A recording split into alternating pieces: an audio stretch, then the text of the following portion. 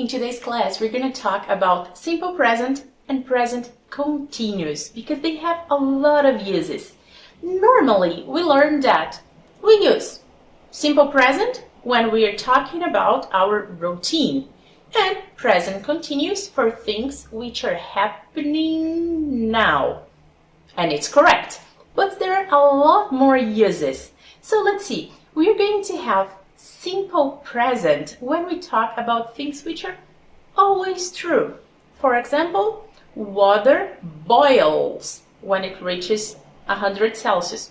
Simple present. But I will use present continuous to talk about what's happening to the water now. I say, see, water is boiling, so add the pasta. Now you can cook the pasta. Water is boiling at this moment. So it's the first use we get for that. The second one, things which are like a routine. I always get up at 6 a.m. I always get up at 6 a.m. It's my routine. But I'm getting up at 5 these days. I'm getting up at 5 a.m. these days because I have a special project and I'm going to the company earlier. So here, because I'm talking about something that is happening just for a specific time, I use I'm getting up. Normally, I get up at 6. These days, I'm getting up at 5. So, another difference in use for those. We also use it with permanent situations. Permanent situation is Julia lives in São Paulo. Julia lives in São Paulo. Okay, Julia is living in Rio now because of her work. Normally, she lives in São Paulo, simple present, but she's living in Rio at this moment for her job. So that's another example. We can use it also, the simple present, for future events which are part of a timetable. The meeting starts at 8. There is a timetable for that. The bus leaves at 9. Tomorrow morning, the bus leaves at 9 tomorrow morning. O ônibus sai às 9 amanhã de manhã. But I cannot change it. There is a timetable. Tem uma tabela de horários para isso. A reunião vai começar se eu estiver lá ou não. But we use present continuous if we are talking about a future event that we have arranged and to which we know all the details. I can use present continuous when I talk about future events. And I know when they are happening, I have arranged them, there are details involved. For example, I say, I'm meeting Julia after work. I'm meeting Julia after work. Vou encontrar ela depois do trabalho. This is the future. But Julia and I already talked and we know what time we are meeting. We know where we are meeting. We know what we are doing.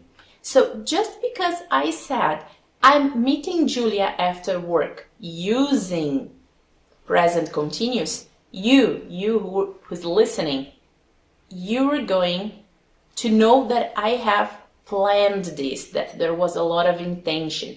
So if someone tells me, I'm traveling to Japan, vou viajar para o Japão, I understand, okay, this person already booked the trip, this person already knows the date, the airline, they have all the details planned. That's why they are using present continuous to talk about the future. We also use simple present to talk about things that happen in a movie, things that happen in a book, or even in a play, numa peça de teatro. So I'm going to be the spoiler. I say, in the end of the movie, the detective catches the killer, catches present. But if I'm talking about a photo, I show you a picture, then I can use present continuous to describe what's happening in that photo. For example, in this photo, the baby is crying, but in the next photo, the baby is smiling. So if it's a play, a book, a movie, simple present.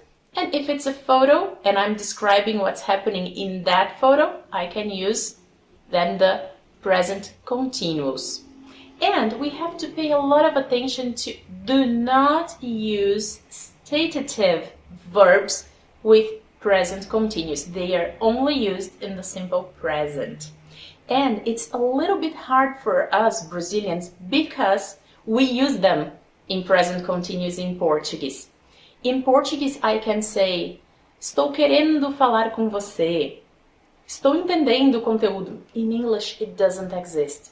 Some examples of statitive verbs are love, like, know, want, understand, believe.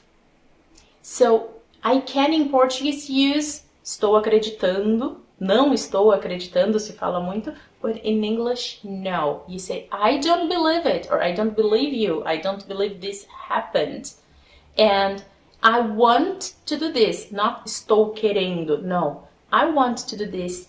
Know is another verb, so, I know about it. Tô sabendo, I know about it. So statitive verbs, as we can see here, they don't take any form of ing. Right? Only simple present. Then we are going to have some exercises now to practice all this information we have just learned.